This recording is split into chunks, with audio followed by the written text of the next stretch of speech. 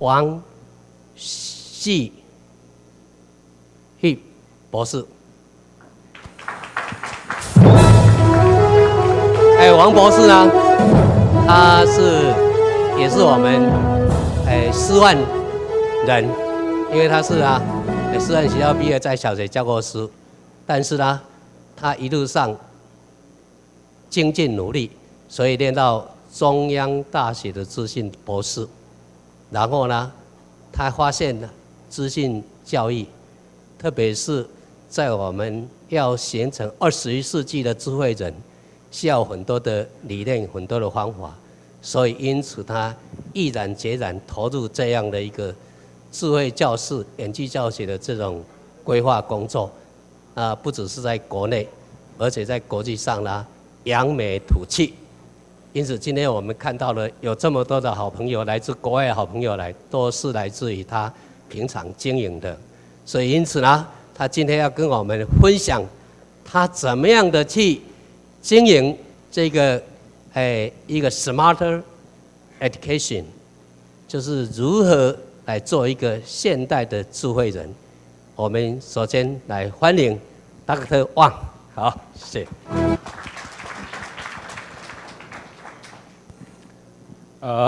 Thank you, everybody. I would like to recall this moment because we all together here, and let me take a picture first. We use my smartphone. Okay, so I'm taking the picture. So please give me your smile. Okay. 1, 2, 3. Okay, I have the picture. Yeah.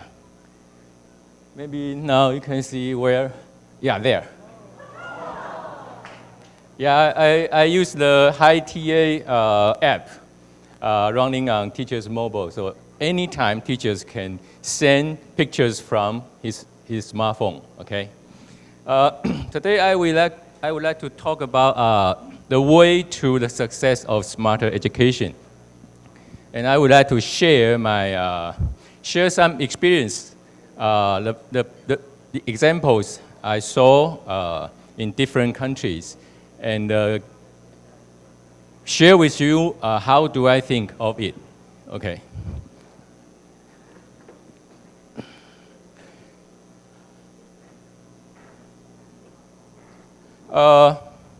Dr. Herbert Simon was the Carnegie Mellon professor, university professor, and also the Turing Award winner. He said, learning results from what the student does and thinks, and only from what the student does and think. The teacher can only advance learning only by influencing what the student does to learn. So I think it's quite similar with what John Dewey said. John Dewey was the master of learning by doing. I think they share the common thoughts. I traveled to different countries. The most precious moment I saw was this smiling face. The kids learning in our smarter classroom, and they are very focused on what teachers teaching, and also the young adults. They exchange their ideas comfortably and working together on hands-on activities.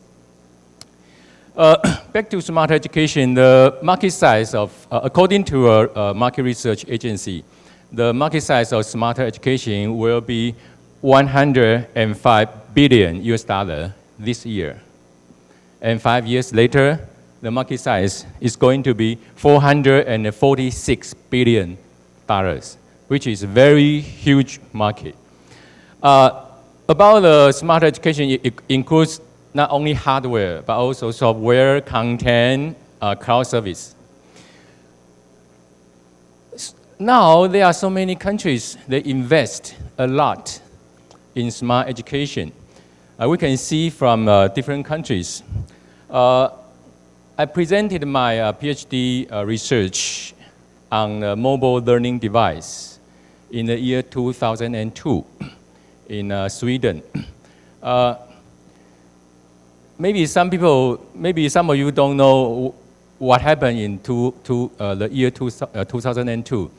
The Wi-Fi is just beginning to go to public, the Wi-Fi. And there is no iPad, there is no smartphone, there's even no tablets. Okay, so my PhD research used that one. We call it WebPad. In the year 2000, researchers in Europe, they use mobile phone. Because in Europe, they have Nokia, they have Ericsson.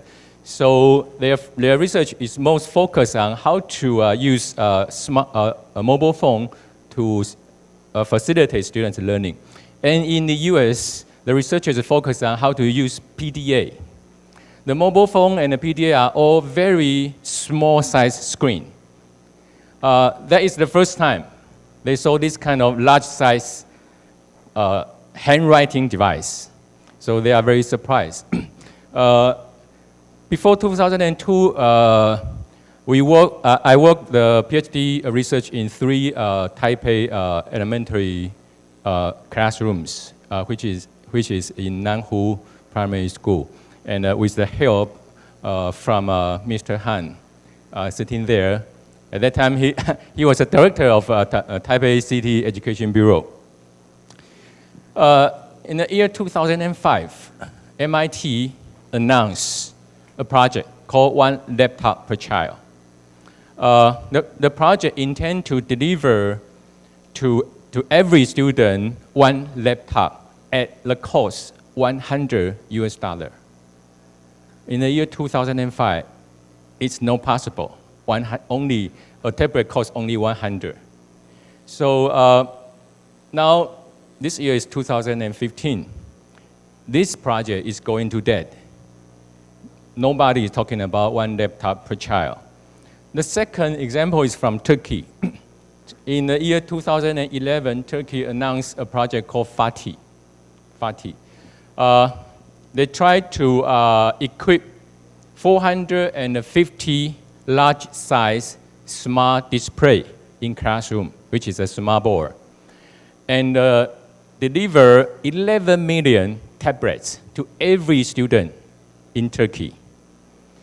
Till now, they deliver 450 smart board into classroom, but they deliver just very little amount of tablet. And you can see from the press local, they are talking about the Fatih is going to failure. And another example is from Thailand. Thailand's project is an advanced version of 1 laptop per child. They call it 1 tablet per child, which was announced by ex-former Prime Minister Yingluck, right? And in the year 2013, they delivered 800,000 tablets to the first graders. And the second year, they plan to deliver 1.6 million tablets, but they did not reach the goal. Another case from Shenzhen, China. This year, the parents in Shenzhen, they talk about, we call it e-school bag or student tablet. The parents ask their government, please do not try any experiment on student tablet anymore. Because from their pilot project, they are all failed. This example is from US, Los Angeles. Early this year, one district in Los Angeles, they demand Apple to refund iPad. Because their plan is give every student 1 iPad and install digital content from Pearson. But after they test, the result is not good. So they ask Apple to refund.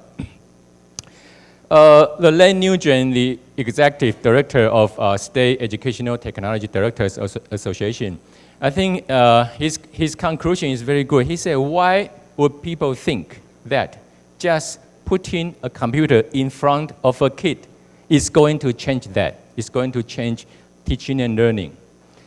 The examples I gave you, they are simply things from the hardware point of view, just like what Dr. Tasia mentioned this morning. 2 months ago, an article released in Education Weekly in US. The title of the article is Why Educational Technology is Not Transforming How Teachers Teach. In US, more than 70% of students, they bring their own tablet, their own laptop into classroom to learn. But the teachers still remain in the style of lecturing. So the author raised the question, why? Why the education model did not change? In the same month, the OECD released a report. It's regarding the digital skill assessment linked with the PISA. And the report said, if you use technology properly, you can help students, you can increase student performance. But if you use too much, you spend too much time on technology, the test score will going to be worse. So the director of education and skills in OECD, the Dr. Andrea Schleichers, he said schools systems need to find more effective way to integrate technology into teaching and learning to provide educators with learning environments that support 21st century pedagogies and provide children with the 21st century skills they need to succeed in tomorrow's world. The key word in this sentence is find more effective way to integrate technology, not just simply use technology. Talking about the 21st century education, the Horizon report this year, there is one section talking about shift from students as consumers to creators. In the old style teaching and learning model, students are simply a consumer. They consume the content the teachers deliver to them. They learn from what teachers give. But in the 21st century, the role of students should be changed. They should be changed from consumer to creator. Okay, I have a question for you. Do you have your High Learning Mobile? Please open your High Learning Mobile. And my question is there. My question is, how many? I think most of you are teachers or teachers, okay? How many students do you teach in your class? Option 1, all. Option 2, you teach only a half. Option 3, you only teach a third. Or option 4, I don't care. Please make your choice.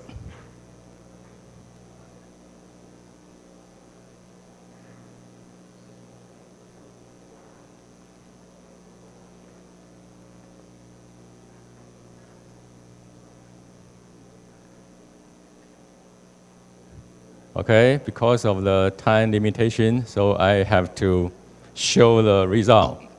Okay, please show the statistics. Let me see the result.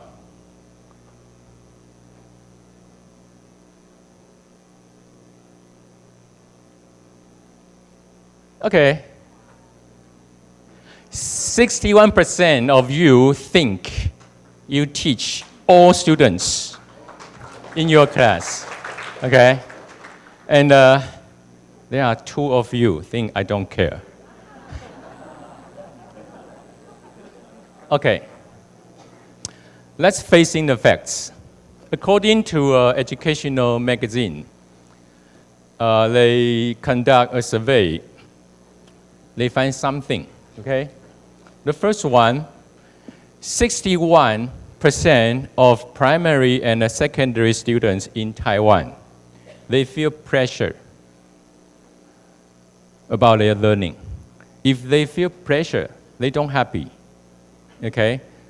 The second key number is 35% of students, they do not understand in their class. They do not understand.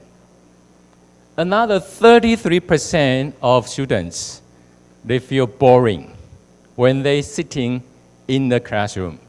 So, how many percentage of you teach in your class? Actually, I think only 1/3. The correct answer is 3. But all the teachers, they try to teach every student. I have to say, without technology, you cannot. It's not possible for you to do it. You cannot precisely understand your students. The key factors to the success, in my opinion, is from 3W. What, who, and how. What do you need? What model of your classroom should be?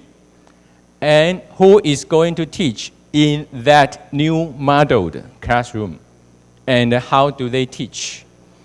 The best way is to, for school, for principals, is to adopt only one model can fit all your needs. No matter the teachers need lecture-based teaching, or they try to do inquiry-based learning, team-based learning, or even one-to-one, they should only use one model. Otherwise, for example, when they are doing lecture-based teaching, they use one system, and when they want to do team-based learning, they try the second one, and when they try to do one-to-one, they try the third system. For them, it's a big burden. So I would like to give you 4 examples. The first example is from Modern System School, my friends from Jordan. The school is from install the IRS base, which is a smarter classroom, and upgrade to team-based learning. They start from IRS for around 6 months. 6 months later, now they upgrade to team-based learning. The Miss Dima and Sana, they had a class yesterday, and they show the team-based learning. Unfortunately, we don't have tablet there. Sorry about that. And according to the principal, Dr. Afli, he observed 3 months later, they firstly installed the smarter classroom. He said the students' reaction when doing IRS activities was amazing. He said amazing. They became very skilled using the voting system in a short time. Teachers were very impressed when using it to facilitate preparation, instant assessment, and a group competition. Okay, this is the first example. The second one is one-to-one.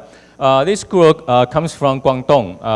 It's an affiliate school of Foshan University. They use student tablet, and they install the school private cloud.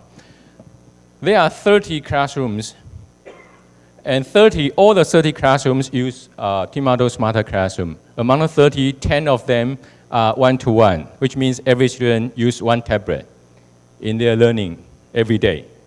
The school win a lot of competition, national competition in China, which is like very similar with the Yangzai Primary School from Xiamen. And this year they win ICT Innovative Application Pioneer Schools in China. There are totally only 60 schools win this award, and this is one of them. And of course, the second one is the Principal Yang's school. We trace the learning performance of the school in 1 year. The classes use student tablet. Their learning performance is better than the comparison one. Why they success? It's because when they start to implement one-to-one model, the principal give teachers 3 requirements. If you use tablets in your learning, your class have to achieve the 3 requirements. And along with the requirements, he also gave the guidance. There are 10 guidance. If the teachers, they don't know how to use tablet, then I give you 10 guidance. You can select anyone, any 2 or any 3 in one class.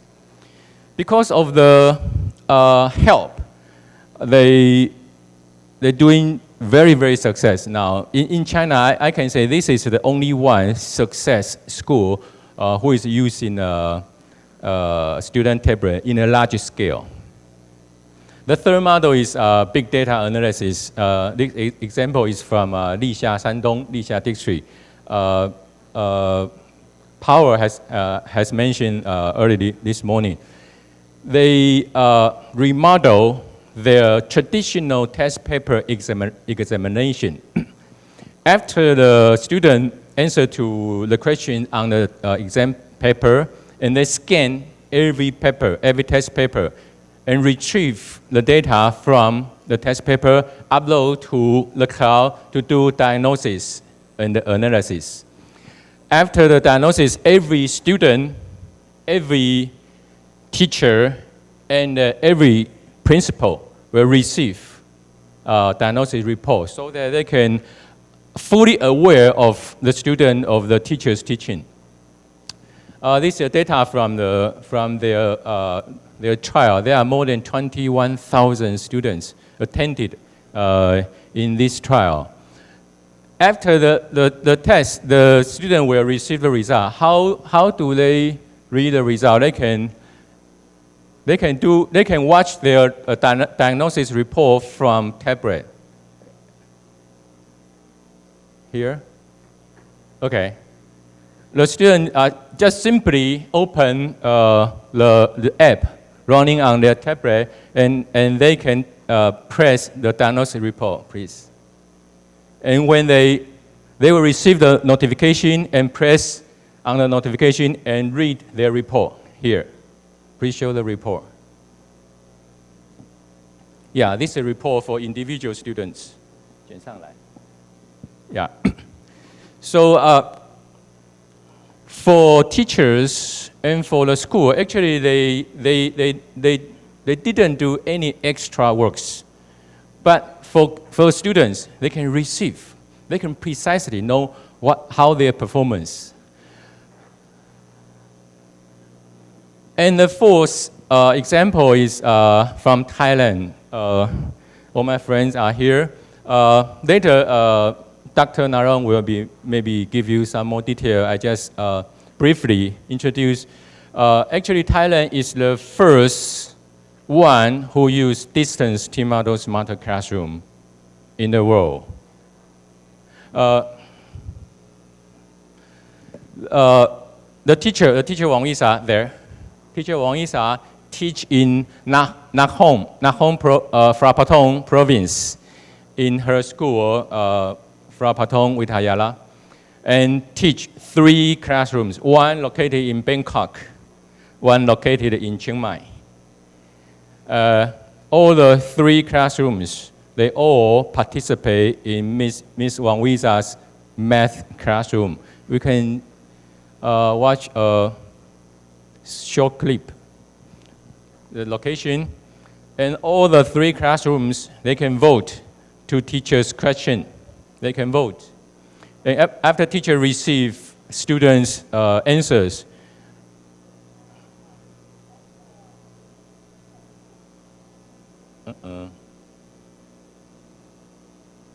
okay. He can show the result from all the 3 different classrooms and get every student's scores. ไหมจ๊ะข่มขู่พี่เขาทำไมไม่ต้องตบมือเพราะว่าพี่เขามาทีหลัง Okay. This feature gives the traditional distance education a new life. Because in traditional distance education, the distance student can only sit there and watch to the video, listen to what teachers teach. But now they can participate. They can participate and show their answers to the distance teachers, just like what Professor Xin Chen doing in Taiwan. Okay, the last is I would like to give some suggestions about how to do. I would suggest principals implement smarter education step by step. We start from easy. Please do not try to change the way teachers teach. If they are lecturing based, please remain. Please don't change them. Trust me, they will change by themselves. Okay? We start from easy. If teacher is a lecture-based learning, good. But add the element of IRS, that every student can answer to teacher's question. And then do paradigm shift from lecture-based to team-based, which is a group-based learning. The team-based learning is very easy. Just provide one tablet for one group, and they can do it. And the third step is to diffuse, to do diffusion inside the school. Maybe you can start from 10 classrooms, and next step, 20 and 30. But you need the cloud to connect all the classrooms inside your campus. And the last, focus on paradigm transform. You can transform to one-to-one model, which is a student-centered learning model. And there was a study from Professor Yihua Zhang and his students. Professor Yihua Zhang studied on the relationship between technology leadership, diffusion of innovative teaching, and the learning performance. They found the principal's technology leadership cannot directly affect the result of student academic performance. It has to through diffusion of innovative teaching. On the principal technology leadership, what the principal can do, the principal should focus on two variables. First one is number of smarter classrooms you have in your campus. And the second one, how many times per week your teacher using it. And the second factor is diffusion of innovation. The principal should focus on very simple. Try to increase every week how many times your teacher teach in smarter classroom. The more time, the performance more better. So I would like to conclude at what Sir Ken Robinson said. He said, these technologies, including hardware, multimedia, internet, combined with, please notice, the extraordinary talents of teachers. You should combine technology and the teacher's talent. Provides an opportunity to revolutionize education. And I urge you, everyone, including every one of you, to get involved in it. Because it's vital, not just for ourselves, but to the future of our children. Thank you very much.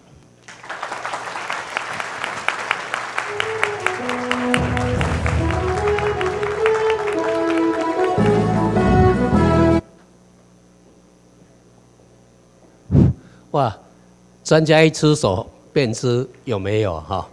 从 Dr. Wang 里面的这个精彩的演讲里面可以告诉我们，他真的是，有丰富的、扎实的学识的底子，又有广阔的实务经验，所以把它整合出来、诠释出来的所谓 smarter education， 我们就可以看出来，它不只是要有智慧的教室，也要有智慧的老师，更需要有智慧的教学方法，还需要有智慧的思考，更需要有智慧的行动能力，才能产生智慧的学生。